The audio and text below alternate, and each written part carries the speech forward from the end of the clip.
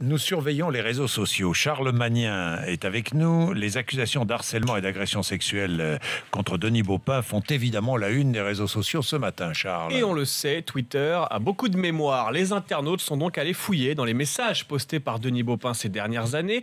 Et certaines de ses prises de position en faveur des droits des femmes prennent aujourd'hui un tout autre sens. C'est d'ailleurs une photo postée sur Twitter par Denis Baupin qui a poussé certaines victimes à témoigner. Le 8 mars dernier, à l'occasion de la journée des droits des femmes, il s'affiche fièrement avec du rouge à lèvres en compagnie d'autres élus afin de dénoncer, je le cite, les violences faites aux femmes. Autre tweet en 2012 quand Denis Baupin se disait fier du vote à l'unanimité de la loi contre le harcèlement sexuel, fierté de participer à ce vote de justice, sans oublier ses commentaires graveleux quand l'affaire DSK a éclaté. On peut dire ce qu'on veut de DSK, mais avec lui les bourses n'étaient jamais en berne, écrivait à l'époque Denis Baupin.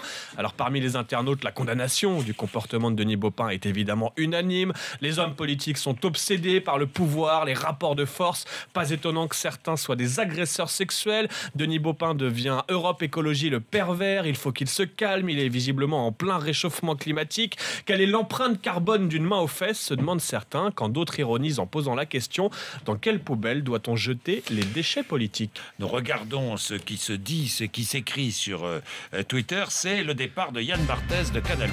Oui, l'animateur quitte donc le Petit Journal, la chaîne Canal+, pour rejoindre TF1. Alors passer du groupe Bolloré au groupe Bouygues, un transfert que certains internautes ne comprennent pas vraiment. Pour échapper aux pressions d'un groupe industriel dirigé par un milliardaire sans scrupules, Yann Barthès va donc chez TF1. C'est un drôle de choix, écrit une internaute. L'ironie de l'histoire, c'est que c'est donc désormais TF1 qui sera perçu comme la chaîne des gauchistes bobos, mais surtout des milliers de messages de fans de l'émission qui regrettent ce départ de Yann Barthès. C'est la seule émission de télé que je regardais, écrit un ado. C'est la fin de l'esprit Canal, c'est décidé, je me désabonne, écrit une autre. Bref, la seule chose sûre ce matin, c'est que les politiques, eux, peuvent se réjouir. Ils seront un peu plus tranquilles en 2017.